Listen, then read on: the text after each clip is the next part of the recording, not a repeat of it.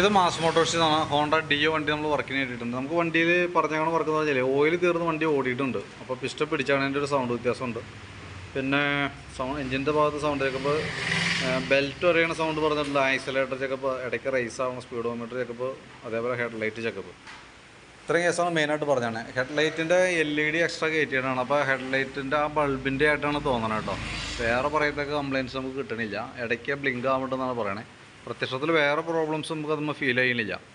ബാക്കിയത്തെ നമുക്ക് എൻജിൻ്റെ സൗണ്ടും ബെൽറ്റിൻ്റെ കേസൊക്കെ പറഞ്ഞേക്കുന്നതെല്ലാം എൻജിനുമായി ബന്ധപ്പെട്ട കംപ്ലയിൻറ്റാണ്. കാരണം എന്താ വെച്ചാൽ വണ്ടി ഓയിൽ തീർന്ന് ഓടിയിട്ട് പിസ്റ്റൺ സിലിണ്ടറിൻ്റെ ഉള്ളിൽ ഉരുകി പിടിച്ചിട്ടുണ്ട്. അപ്പോൾ അതും പ്രകാരം നല്ല രീതിയിൽ തേയ്മാനം വന്നിട്ടുണ്ട്. അതിന് ശേഷമാണ് വണ്ടിയിൽ ഓയിൽ ഒഴിച്ചേക്കണേ.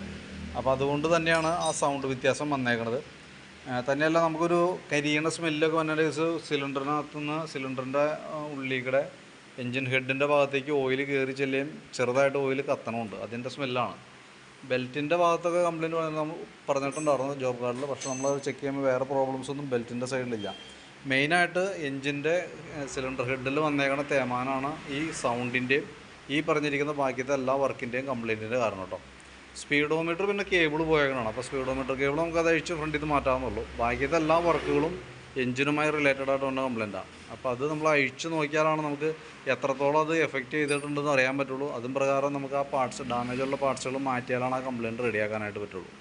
അപ്പോൾ വീഡിയോ കണ്ടുകഴിയുമ്പോൾ നോക്കിയിട്ടൊന്ന് പെർമിഷൻഡ് ആണെങ്കിൽ നമ്മളതനുസരിച്ചിട്ടൊന്ന് അഴിച്ചു നോക്കാം. എന്താണ് പറ്റിയേക്കണേ, ഏതൊക്കെ പാർട്സുകളോ ഡാമേജ് എന്നുള്ളത് കൃത്യമായിട്ട് നോക്കിയിട്ട് അതിൻ്റെ ഒരു എസ്റ്റിമേറ്റ് പ്രിപ്പയർ ചെയ്യാം. അതും പ്രകാരം നമുക്ക് വർക്ക് കംപ്ലീറ്റ് ചെയ്യാം. അതായിരിക്കും കുറച്ചുകൂടി ബെറ്റർ കേട്ടോ.